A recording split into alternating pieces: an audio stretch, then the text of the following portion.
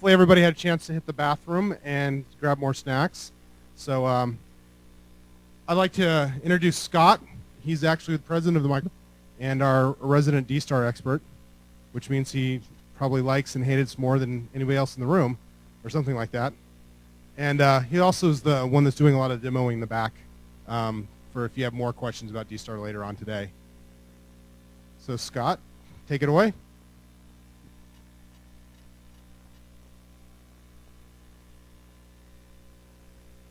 There. Is that it?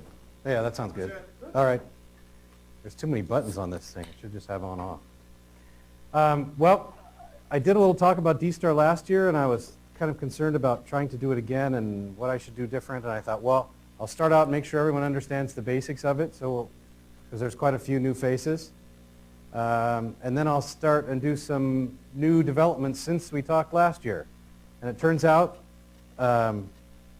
most of it is going to be new developments because there's a lot of things happening that I didn't really even realize until I started looking.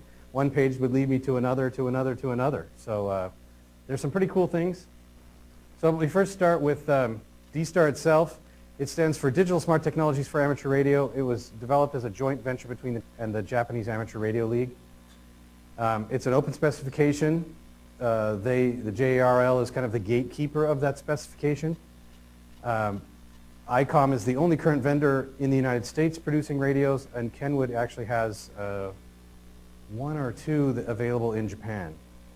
The radio products that are currently available, and the ones you'll see on the back there, are all backward compatible. Well, they offer an analog mode from backward compatibility, so they're all FM radios as well. So this guy, in addition to having a DSTAR mode, also has plain old analog FM. So you're not stuck with a radio. If there's nobody to talk, you have somebody to talk to. There's a couple different modes, and we'll start talking about these and why they're relevant here. The main mode people are familiar with is what they call the DV mode, which is just digital voice. It's a 4800 baud data channel, 6.25 kHz bandwidth, GMSK modulation, and the way it's broken out is 2400 baud of that is AMBE encoded voice. AMBE is the codec that's used to encode the voice. 1200 baud of that is forward error correction. That leaves you, if you did the math really quickly, 1200 baud for slow speed data, basically a low speed data channel. And that some of that channel is used for overhead to carry routing information, call sign data, things like that. When you press push to talk, the call sign, your call sign goes out on the air as part of this data channel. If you have a GPS hooked up, the GPS position reports go out as part of that data stream. So if you want to actually do data through in the DV mode, you're left with something less than 1200 baud available. The interface is a 3-wire COM port with a sub-mini jack. There's a little like on this guy, and on the other guys there's a little underneath this rubber plug. Okay, this one's a new radio. Mine comes off easier. There. There's a little sub-mini jack on the side. You can see I have my handheld back there hooked up to the laptop, and you can actually do radio control. The changes you make on the radio are directly on the screen. So the software that they supply for it, well, or that's available for it, does more than just memory programming. Yeah, not that they're giving it away or anything, right? I should make that clear. It does come with a cable, however. It does more than just memory programming. It actually does radio control. It actually talks to the radio. It's somehow I don't know, whatever, the fact that the volume control, when you adjust the volume control in the radio, adjust the little volume control on the screen kind of cracks me up. Like, I'm not sure why I'd want to do that, but there it is.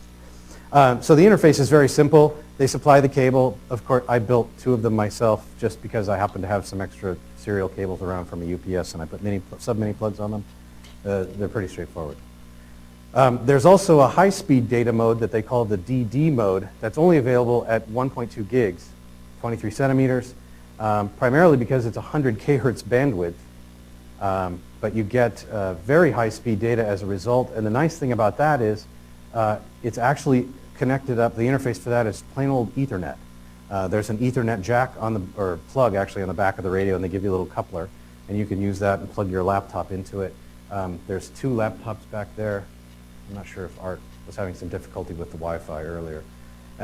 Anyway, the idea was one of the laptops is connected to the Wi-Fi and it's sharing the wireless connection out to the other laptop over DSTAR. So from the second machine, which does not have Wi-Fi, you get about somewhere between 75 and 80K of real-world throughput. So generally about double what you'd get real-world for a modem.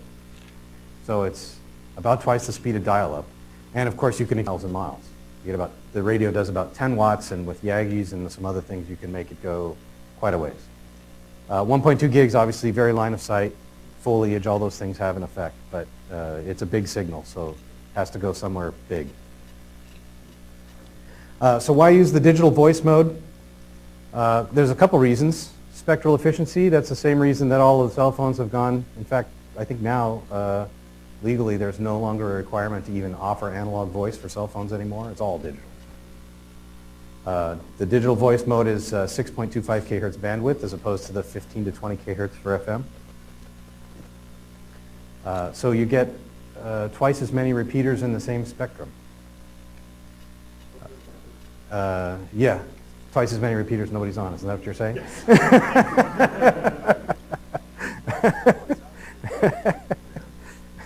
Twice as many empty repeaters. Now, so the interesting thing, so I have to admit, when I first heard DSTAR, I'm like, oh, digital voice, oh yay.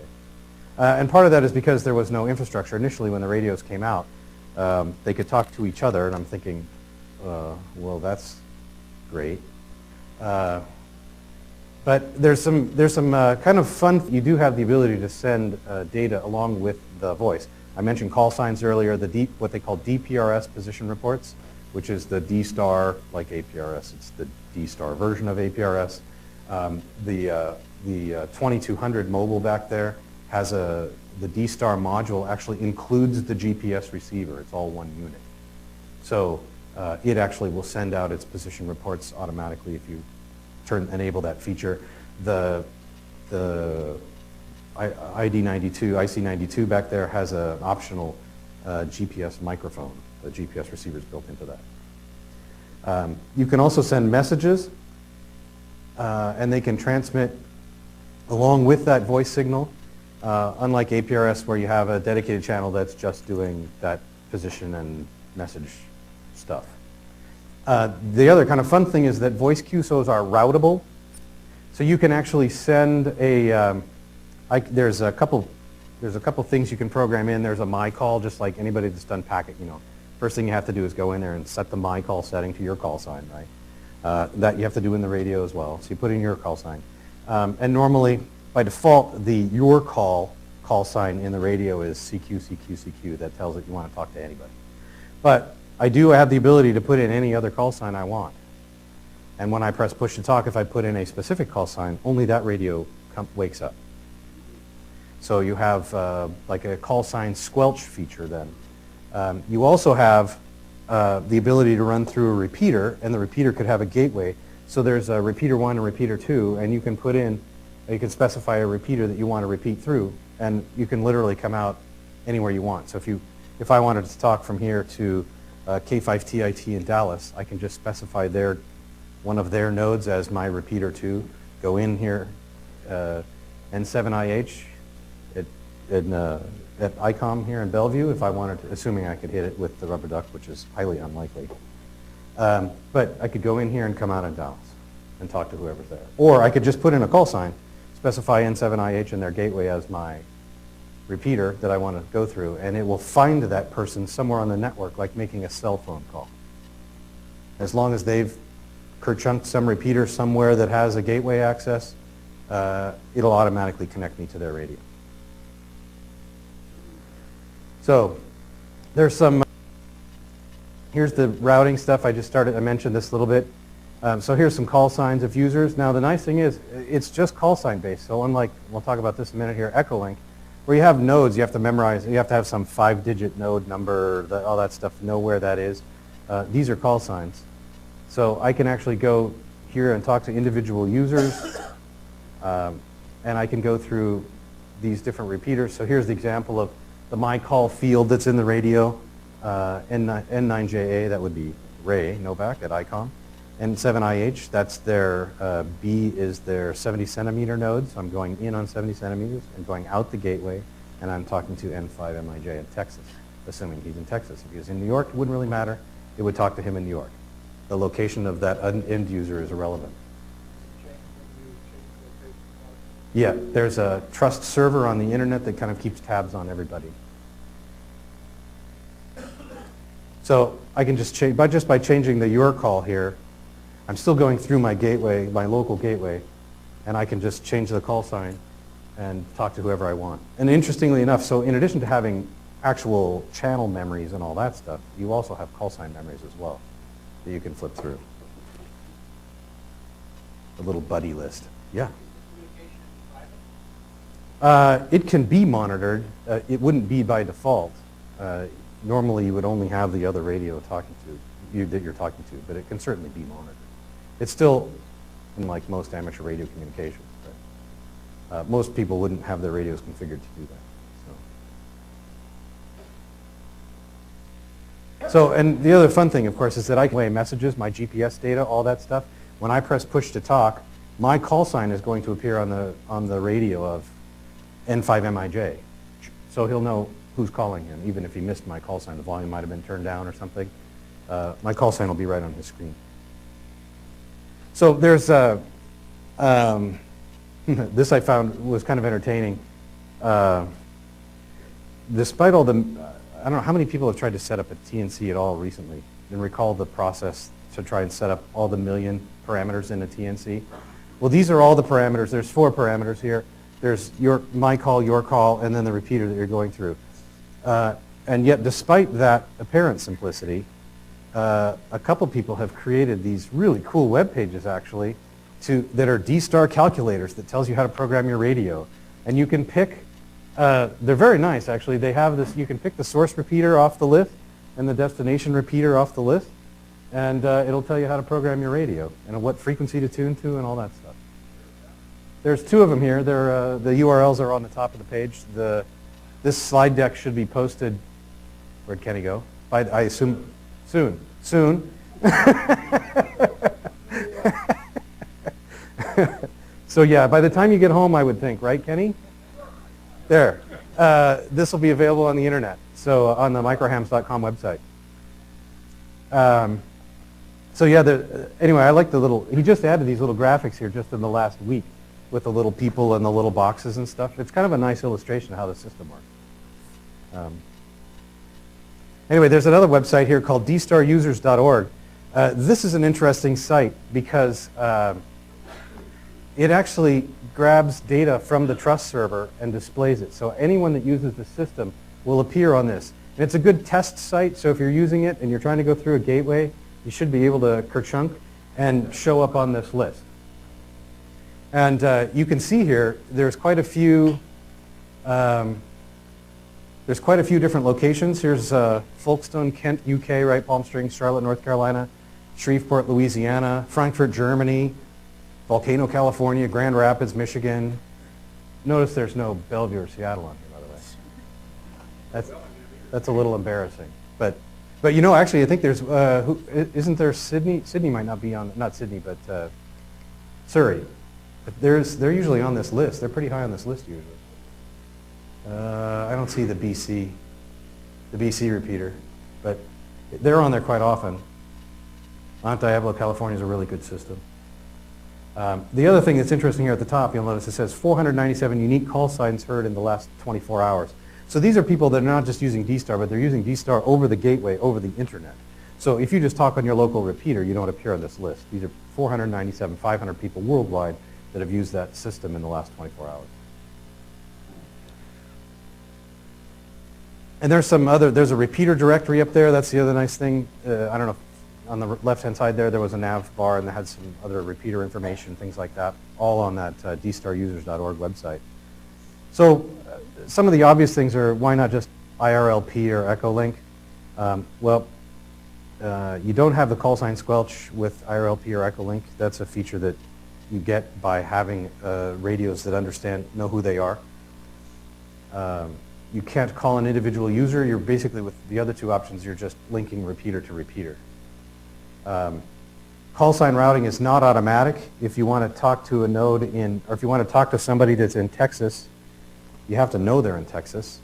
You have to know where they are in Texas. And you have to know what the node number of the node is that's closest to them. And then they have to be listening to it. In this case, all you're doing is putting in their call sign, pressing push to talk, and you're talking to them. You have to type in some DTMS sequence to bring up the node and type in the node number and blah, blah, blah, blah, blah. This is all done in a menu. You just put in the your call and put in the call sign and you're good to go. You can't send any other digital information. You can't send call sign, you can't send messages, position, or other data to those users. And DSTAR, by its nature, offers some level of secure transmission. There is no, ICOM makes no claims about any kind of security. It's really, well, the term we used at Microsoft was security through obscurity.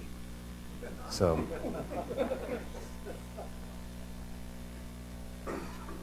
why digital data?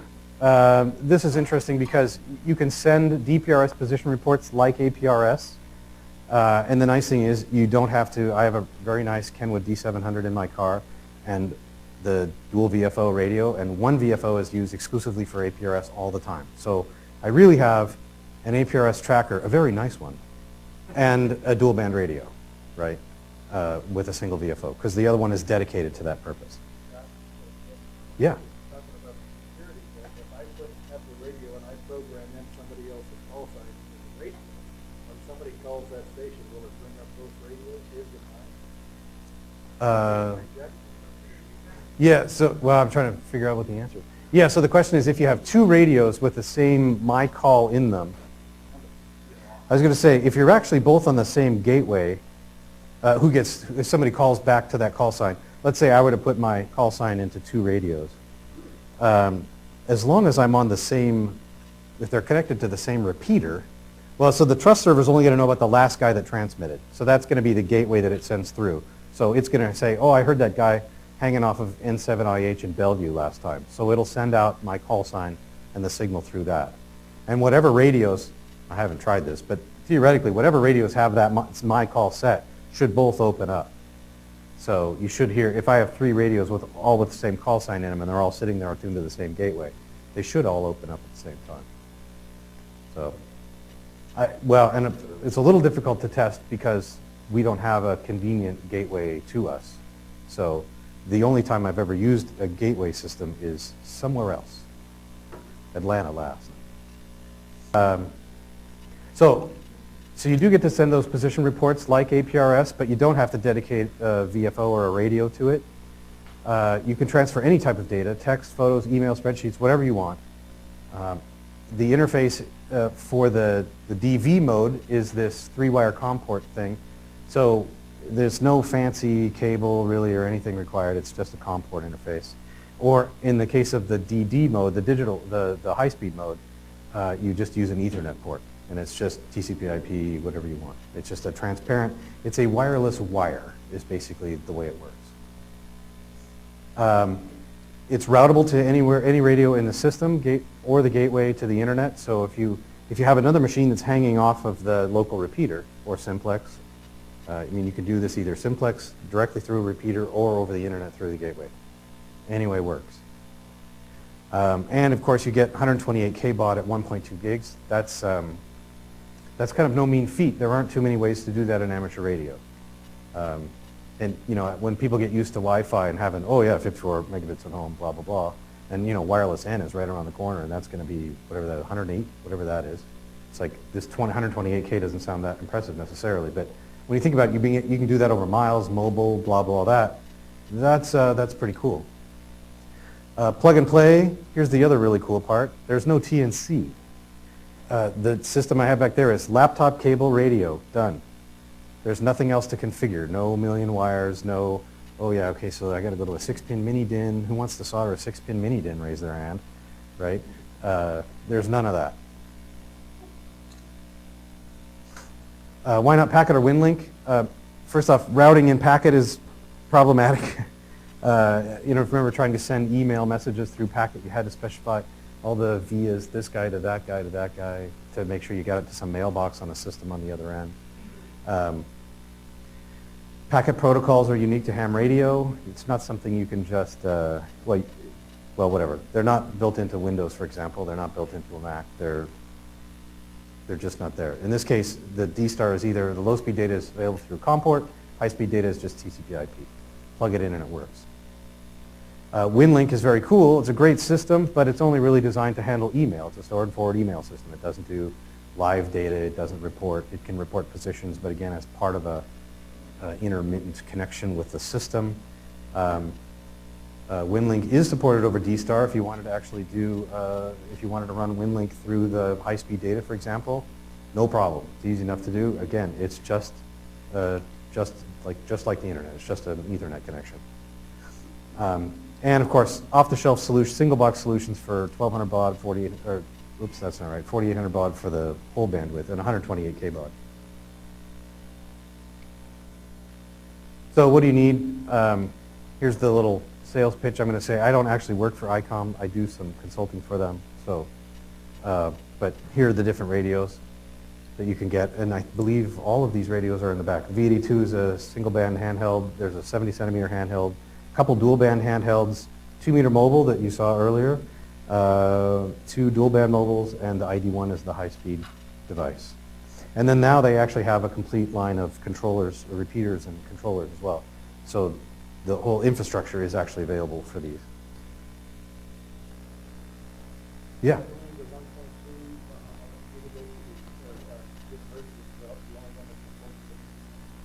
Yeah, that's the 1.2 gig radio, the 23 centimeter radio, the ID1, which is up there somewhere? No, it's the one on the lower right. The one on the lower right, without the head. That model is the only one that does the high-speed data, and it has the RJ45 network Ethernet cable connection.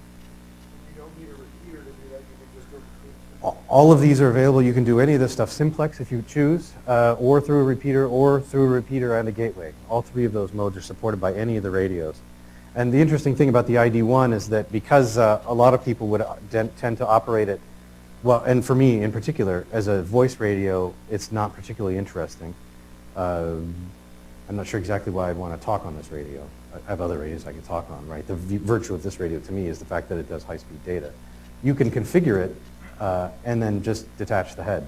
And in fact, you can configure it entirely with the software that you can see on the machines back here, and you don't have to have a head attached to it at all. The nice thing about that is if you're operating in an emergency operations center or in a comm van or something like that, you need to have people come up and just turn it on and use it.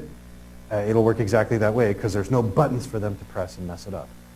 So, yeah. Oh, no. Don't go there. Something else to mess up. Yeah.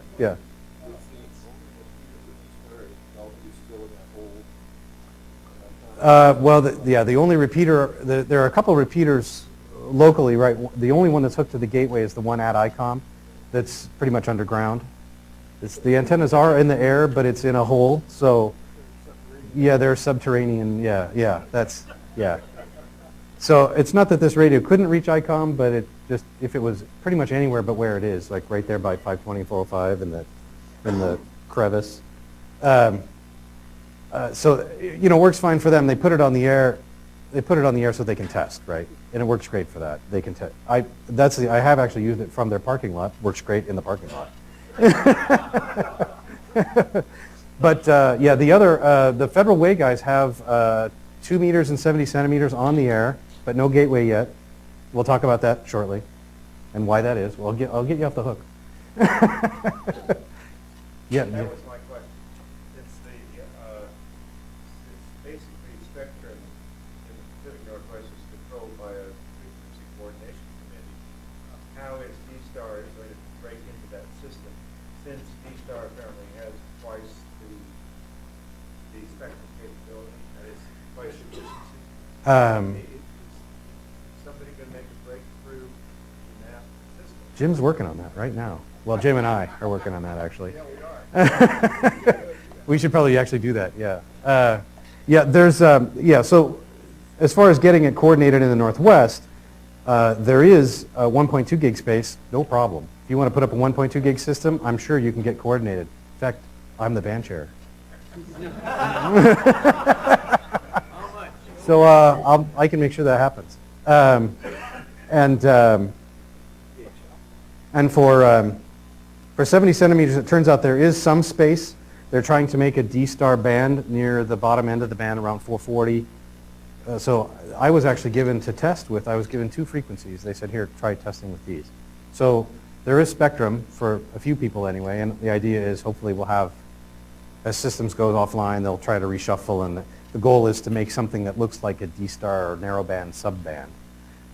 Part of the WWA area in particular, I don't want to go too far off topic here, but the WWA area is looking at trying to coordinate all narrowband modes in a common fashion rather than having DSTAR specifically, right? So it could be DSTAR P25 and narrowband FM, if possible, all at the same time. So we're not being too, whatever you want, proprietary, I guess. And that's not the right term, but yeah. I just wanted to touch on Federal Way real quick on 2 meter. There was a question about the coordination on the receiver, folder, coordinator, Federal Way. What we just did is say, hey, we're a club, we've got a 2 meter analog system. Why don't we put the DSTAR system on exactly the same frequency dead center, like anything else in the amateur radio frequencies we use, either being used by analog or being used by digital. The only reason I throw that out is if I know if you guys want to get a DSTAR, play with our system, use our system all you want. Carry analog voice, there's something wrong. Key in with digital, get into digital. Yeah, so there is, I mean, they have a perfectly good analog system, and which, as you mentioned earlier, like many are underutilized. So they actually put their DSTAR system on the same frequency. So at some point here, hopefully we'll come to some solution for VHF. VHF, of course, is always an issue. But in the meantime, there are solutions. I'll probably put my system up initially on a non-protected pair, which is what ICOM's using down here, and then get in line like everyone else and hopefully get on the air.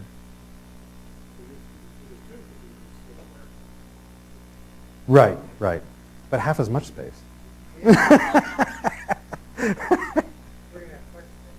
Twice as many, half as much space. Yeah. It's much more efficient. Yeah.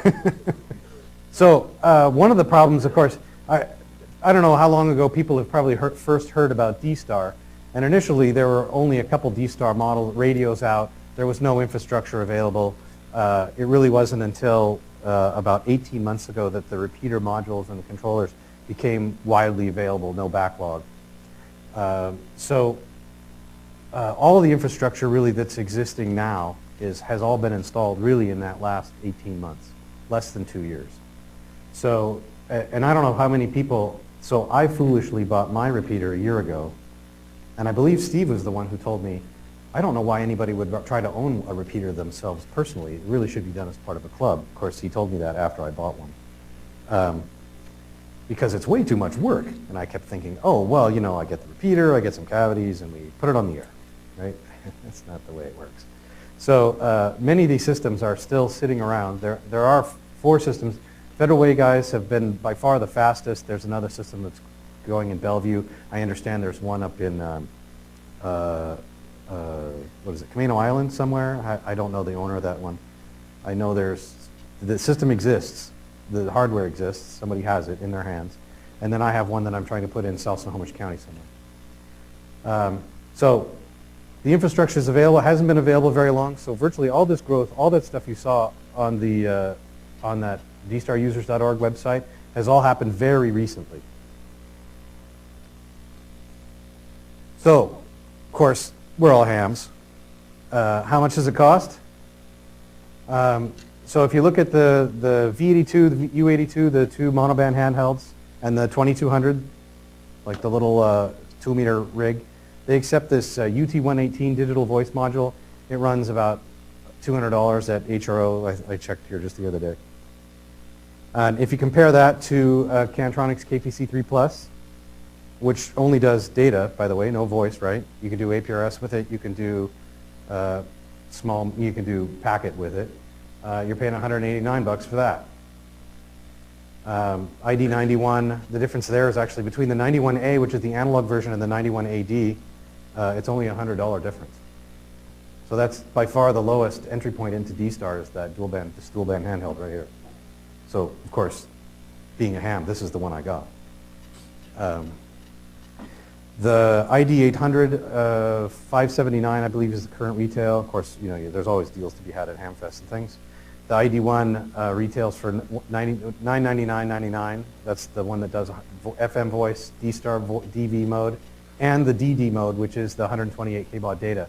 So I was actually just thinking about this. Like long ago, I so desperately wanted some kind of high-speed data because the 1200 baud was just excruciating, and 9600 baud existed but wasn't that common. I thought, well, why should I even like really focus it? Let's just go right to 56 kbaud, right? And I started looking into what it takes, and you had to have this Grapes data modem. I don't know if anybody remembers that thing. It's an IF thing that worked with a 10-meter radio. It's kind of a transverter thing. You have this high-speed serial port card, the HSP card, and then, of course, you got to have the fun of assembling it. And I got varying reports about the complexity of that. And but basically, the bottom line was it was going to run about $1,000 to get all of this. That's a completely accurate The, characterization of that. Yeah. You got it dead on. $1,000 and a whole lot of work, and ooh-ah, I can have 56 kbaud. Well, now $1,000, you can have 128 kbaud, and you go buy the cable for it at Staples. Nothing. You can buy the cable at, in fact, I think it even comes with a cable. I don't remember now. It might even come with a RJ45 cable. But if you want a longer one, you can buy it at Staples. So, no soldering. You can actually just go use the radio. So here's a little interesting chart with that shows DSTAR growth. There's a couple milestones here. You can see at the bottom. Let's see, Dayton. So what was it? Dayton in 2006 is when the VHF, UHF infrastructure. That's the repeaters when those shipped. And then, or I guess was that when they were announced? Yeah, that's when they were announced. And then by the time a few months later to ship all the back orders. So what do we look? November 06 basically is when they got caught up. And you can see now this cuts off in December. So this is worldwide gateway usage. These numbers come from DSTARUsersorg. So these are systems that are on the gateway. These don't include. There's no way to keep track of people that aren't connected to the internet, basically. So as of December, there's 1,600 users worldwide using gateway systems. So that number may not sound that impressive, but DSTAR is still young. It's really only, these machines have only really been on the air in the last 18 months. And if you go to DSTARUsersorg and look at the list of repeaters, you'll see, and I don't know if I have a slide of this, but the one thing I noticed was about a 5-to-1 ratio of repeaters versus repeaters actually on the gateway. So for every repeater that's on the gateway, there are 4 more that aren't. We'll talk about, let me talk about, here's the thing. So the version 2.0 of the gateway software has just started shipping in the last week and a half, really, I think, 2 weeks. And there were a number of people waiting for that to happen because it resolved a number of issues. One of the problems that the original 1.0 version of the software had was that you had to have a static IP address, pretty much forever. The call sign, the repeater's call sign was forever statically mapped to an IP address. So if you wanted to actually move it to a new location and change its IP address, you had to give it a different call sign. And it couldn't be your call sign because then you couldn't use it. It has to be different than your call sign. So there were some headaches there, and a lot of those things all got resolved or get resolved in 2.0. So people are just now installing version 2.0, and the expectation is that it goes live April 9th, 4th, 9th, somewhere around in there. So in the next 2 weeks, basically, it'll go live and resolve a bunch of these things. And then I'm sure you'll see another huge spike in growth. A lot of these guys have been waiting for exactly this to get on the air. There's some early applications that have been around for a while. This DSTAR chat, which is just keyboard-to-keyboard chat, using one of these radios, plug it into your laptop and have the ability to chat. The DPRS gateway, again, ICOM now builds into the radios like the 2820, where the GPS is built in and it'll beacon and it can actually participate. This is software that gets installed on the gateway computer at the repeater location, and that information, the GPS data coming into it, gets beaconed onto the APRS network as well. So you can go to findyou.com and those positions show up just as if they were sent on APRS. And that's been available for a while. DSTAR Monitor is what feeds that DSTARUsersorg website. These are some very early projects that the guys in Texas, I believe, yeah, DSTAR, I was gonna say, I don't know about DSTAR Chat, but the other two actually, I believe, came out of Texas. So there's also this thing called the Open DSTAR project, and these guys were actually trying to come up with, well, basically not wait for ICOM to produce a new version of their gateway and controller software. So they have come up with their own version. They reverse engineered all the protocols that the repeaters and controllers use internally and figured out actually how to add a bunch of new functions.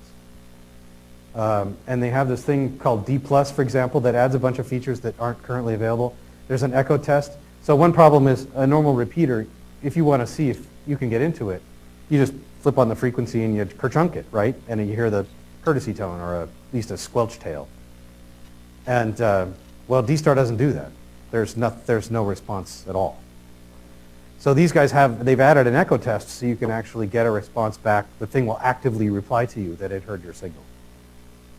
They've added voicemail, a simulcast feature for all nodes, link-unlink modules across a gateway, so I can say, I want to link my 2-meter node to the 2-meter node somewhere else, or 70 centimeters somewhere else, over the internet.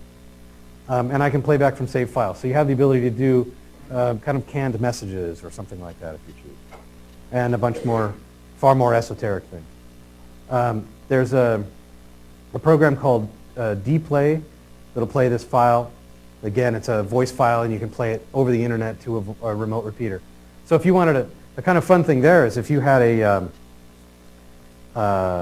if you wanted to send out a QST to a whole area, instead of just getting on every repeater in your area and saying QST, QST for you know, announcing your Ham Fest, or now I don't know if, Washington State Patrol is now trying to get hams to issue Amber Alerts, right, over all the repeaters. Well, you could do that with something like this. You record your file, and you can pump it through with dvTool. You can pump it to every repeater anywhere, and send out this QST to any repeater that's connected to the gateway. Yeah, it's voice spam. It's spam. Yeah. Yeah. Yeah, we'll see how long you keep your gateway access if you do that. But yeah, so there's another thing, this DShark thing they wrote as a protocol sniffer. And anyway, for more information, you can go to opendstar.org. Yeah. What's the restrictions on, I mean, general internet access, we have access to things that we're not supposed to be doing in that internet, like rebroadcast music.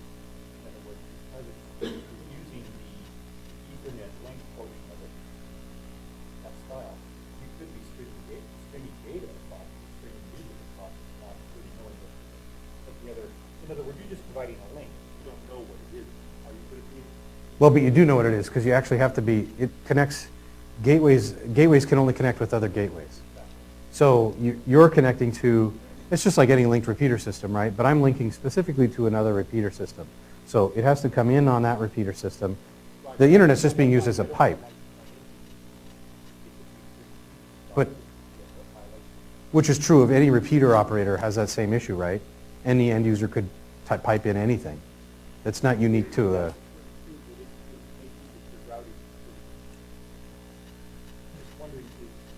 there's no mechanism for someone out on the internet to pipe this stuff in. So there's no, I mean, you can't just connect up to a gateway and start spewing a bunch of stuff into it. Gateways only talk to each other as another gateway. The gateway, the internet is only being used as the backbone. It's a relatively secure backbone. There's only, well, there is an exception, which I'll talk about here in a minute. But For the most part, there were gateways, as far as the way ICOM engineered it, gateways only ever talk to other gateways. So no random user gets in there. You can't pipe music in. You can't, the only way you can really come in is on RF. I mean, you go in on RF, so you're already broadcasting it over the air somewhere. That is being rebroadcast over the internet. So it's not like the unwashed hordes on the internet are trying to get into your system. They'd have to go through RF or one of these boxes, yeah. Yeah. Backing off from gateways, if you had two of these DD rigs, simplex. Right, right. Simplex. There's nothing constraining what data you can type through that. That's true. There is no, Right. you have the ID ones and you have them connected up in DD mode. Those are literally a wireless wire. They don't do anything. Right. Right. And so the first, exactly, the first thing I plan on doing on mine when I hook it up is blocking port 80. So no web browsing through my repeater. And as soon as I figure out what port Windows Update uses, I'll be blocking that too. So yeah, I mean, then you're talking about, you know, Telnet is fine, FTP is fine. Some of those things I certainly would allow, but then now you're talking about some IT issues. But again, pretty much any, you know, Linksys $20 access point router thing is going to solve that for you. So the next interesting project, I'd heard about this thing for a while and find any reference to it. I actually heard these guys talk about it. They actually built a 2-meter radio that speaks DSTAR from scratch. There's nothing in here that came from ICOM. They bought this AMBE codec from the company that builds it, the DVSI. That's that big fat chip you see. That's true. I want to point to this one though, because these guys don't get any attention. Right there, that big fat chip in the lower right-hand corner. All right, I'll do this one too. That's the codec chip. That's the one that does all the voice encoding and decoding. I believe that's the one. Oh, maybe it's the other one. Oh no, yeah, that's the TI. That's the DSP chip. Sorry, it's the one just up and to the left of it is the DVSI chip. So these guys built this thing. They found this. There it is. They bought the chip to do the codec. They bought a little DSP chip that they could use to drive the whole interface and allow you to program the thing and talk to it. They bought kind of a deal on a chip, basically, right, and built this thing. It only puts out, I don't know, 50 milliwatts or something. It's not a real project, and they admitted that it's not a real project, but what they really wanted to do was to play with some of the other compression schemes and things like that. And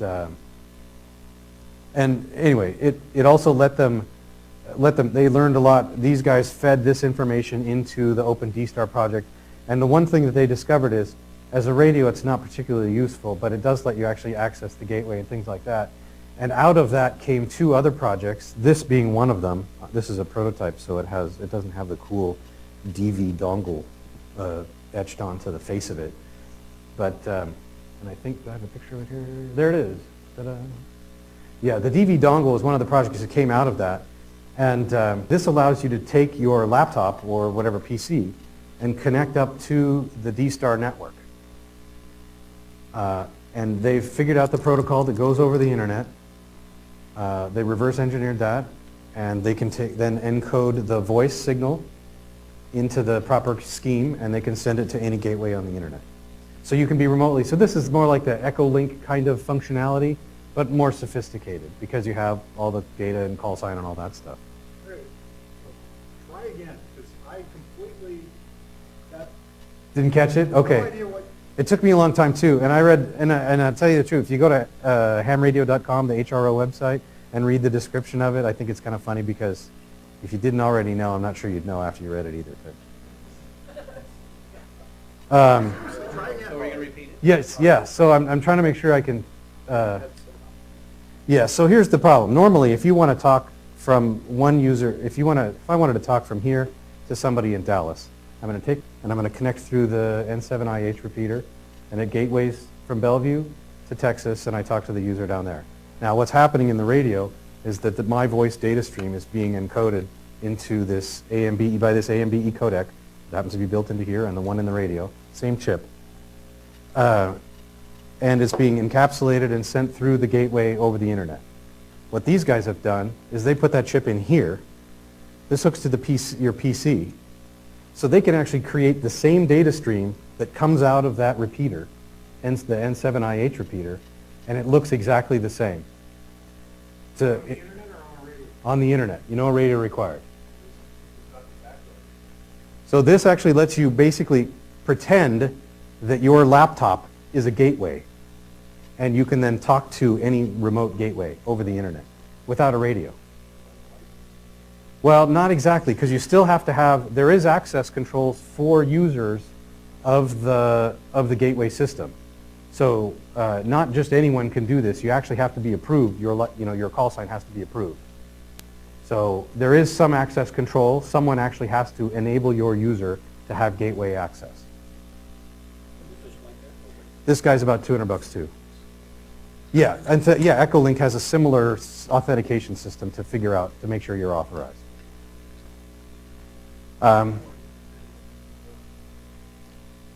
Pardon?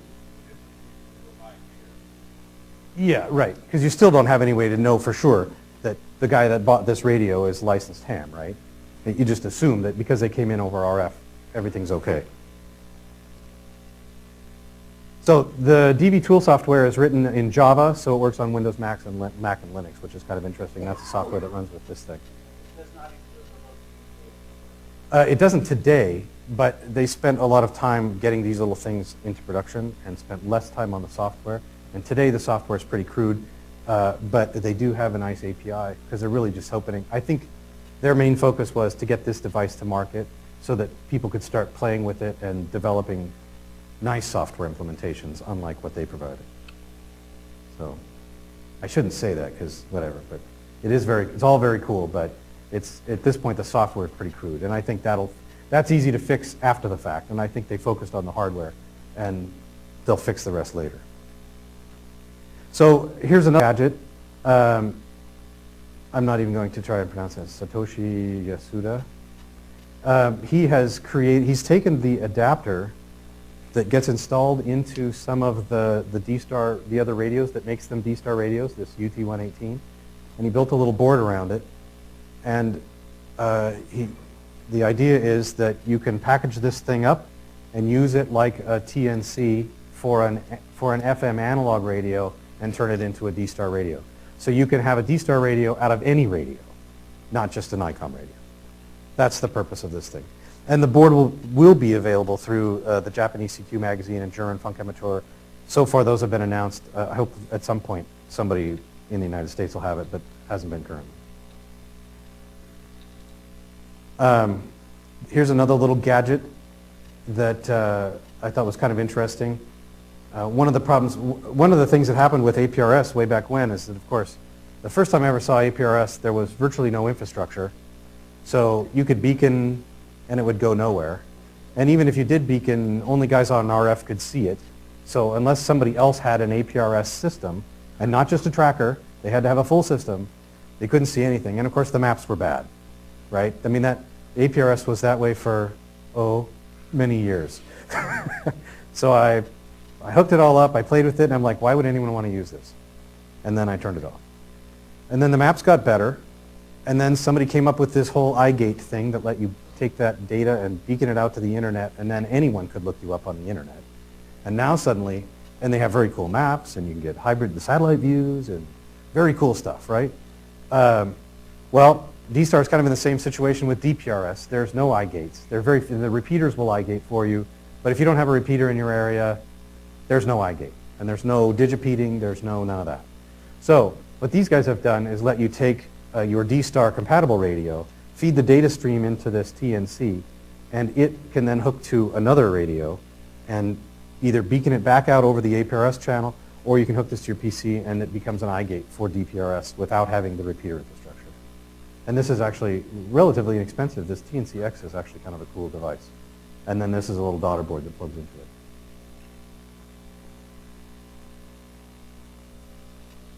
There's a local guy here, Dean Gibson, who was here last year, was showing off his DSTARlet thing.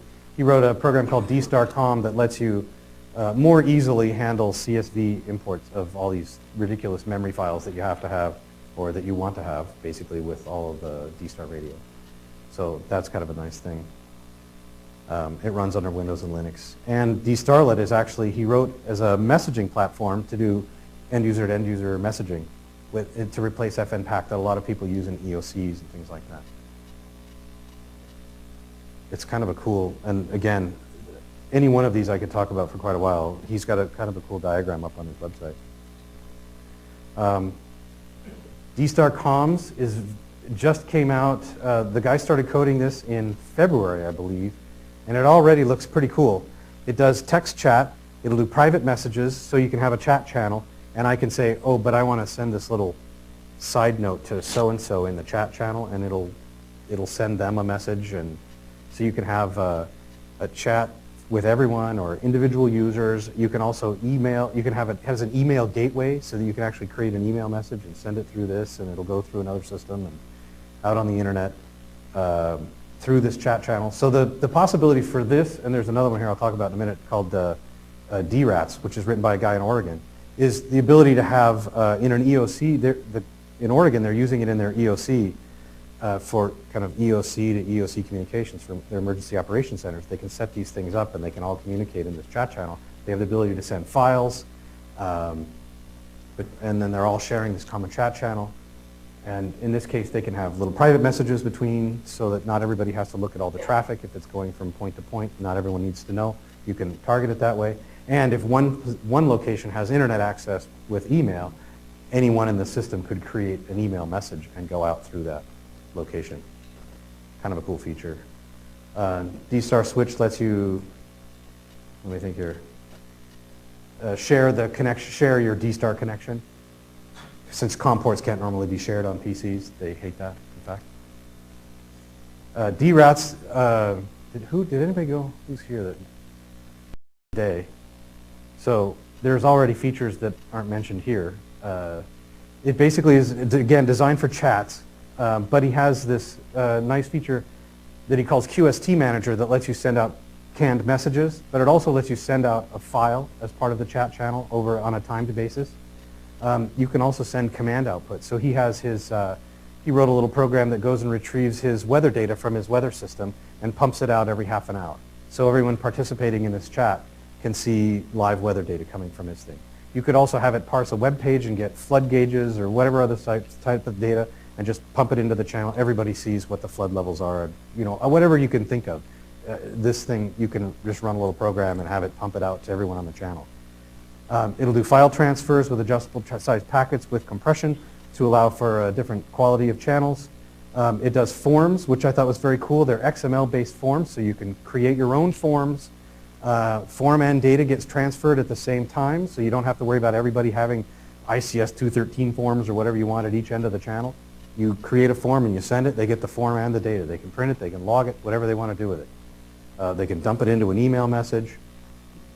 You can search and log you can search the log, I guess. You can log and search that information that was in the chats previously.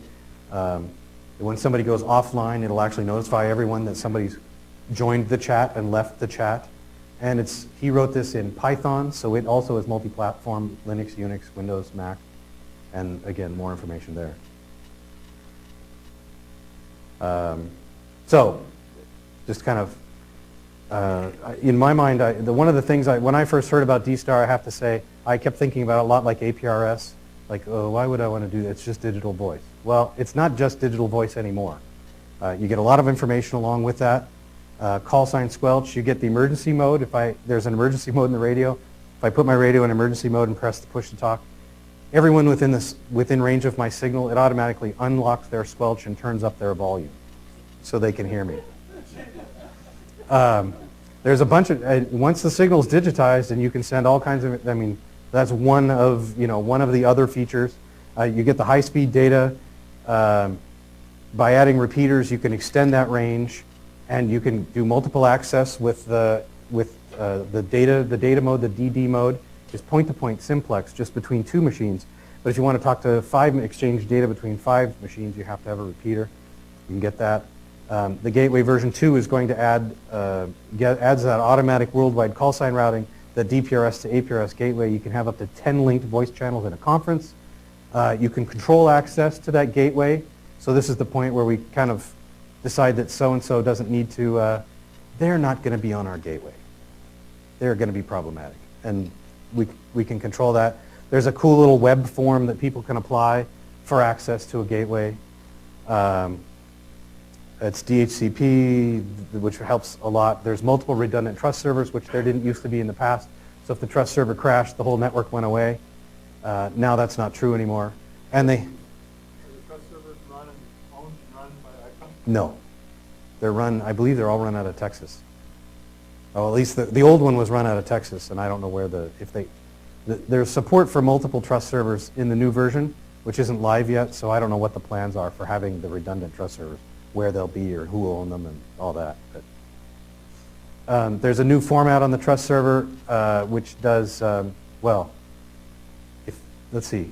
I'm reminded on many occasions that ICOM is not a software company. And if anyone saw the version 1.0 software, you'd understand exactly how true that statement is. So the guys in Texas worked very, very hard to keep the old system even running. The new database promises to be much better at that. So the problem we've seen here is obviously it's kind of a chicken and egg problem. There's a bunch of already underused repeaters. Why do I need who wants to put another repeater on the air and when there's only 5 users, if that?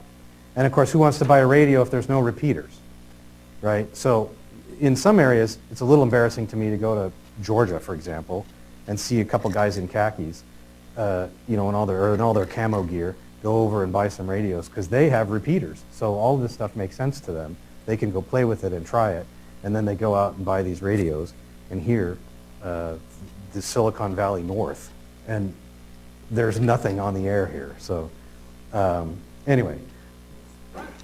Resonated at all with ICOM? Absolutely. It's embarrassing to them too that they had to go to Texas to find somebody willing to play with this. So. ICOM should pay for something. Well, they could give away repeaters until they didn't have any money left too. I mean, at some point you have to. The guys in Texas, they bought their stuff and put a lot of work in, and yeah, I mean, so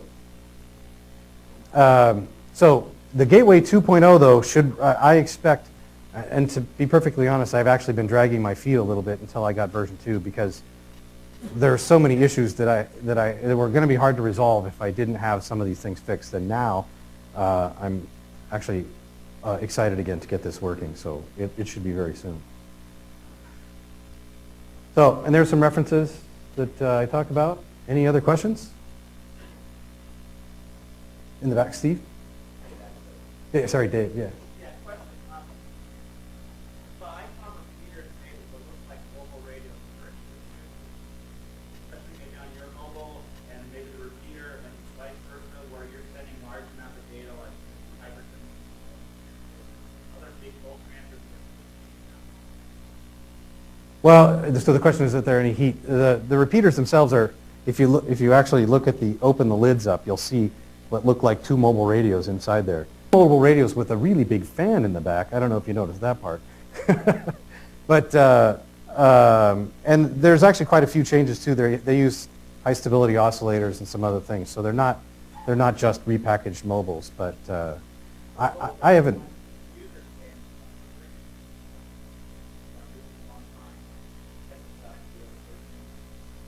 Right. I haven't heard, I mean, I've been watching the forums quite a bit, and I haven't heard of any, I don't have any plug-in, I get nothing from ICOM's service department or anything, so I wouldn't know that. But in the support forums, I don't see anything about premature failures or things getting fiery hot or anything like that. I haven't ever noticed that. What's that? Have they cut the power output of the repeater down? Well, the power output of the repeaters is identical to the mobile units. They're 10 watts at at 1.2 gigs, and well, no, actually they're less. They're 20 watts on VHF and UHF. So They actually are a little less.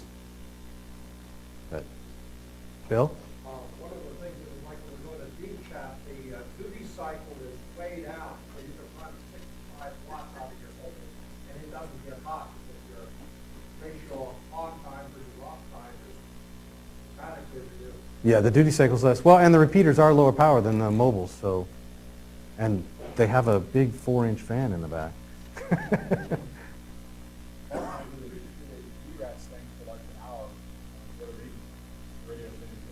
DRATs, yeah, that's the chat thing I mentioned. Yeah, that's a very cool software. Yeah, no heat. Yeah.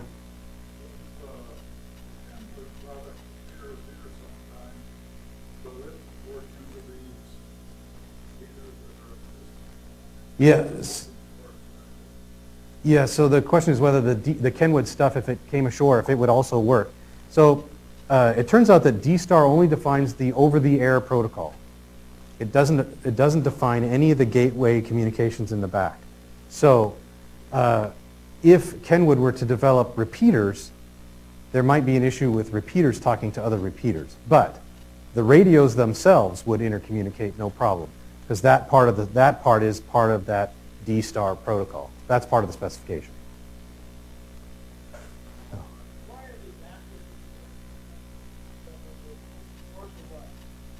The over-the-air protocol is available, but what these guys are reverse engineering is not the over-the-air protocol. They're reverse engineering the gateway protocol, right? This thing is actually talking as a gateway.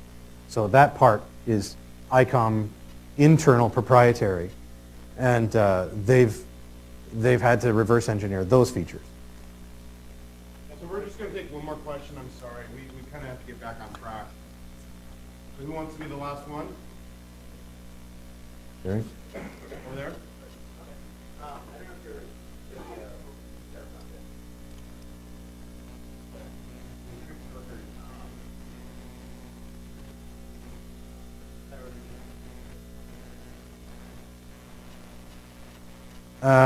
As far as the 100 kilos, I haven't heard anybody even try to play with that as far as making, well, there's no module for that, for example, like there is for the DV mode, the voice mode. I haven't heard anybody try to make anything remotely like a 1.2 gig or 100 kHz wide DD mode radio. I'm not sure why that is. It's probably, well, one, it's clearly harder to do. I don't even know exactly what the modulation scheme is for it, but it is defined by the DSTAR specification, and I don't know why it seems less interesting or something. Thank you.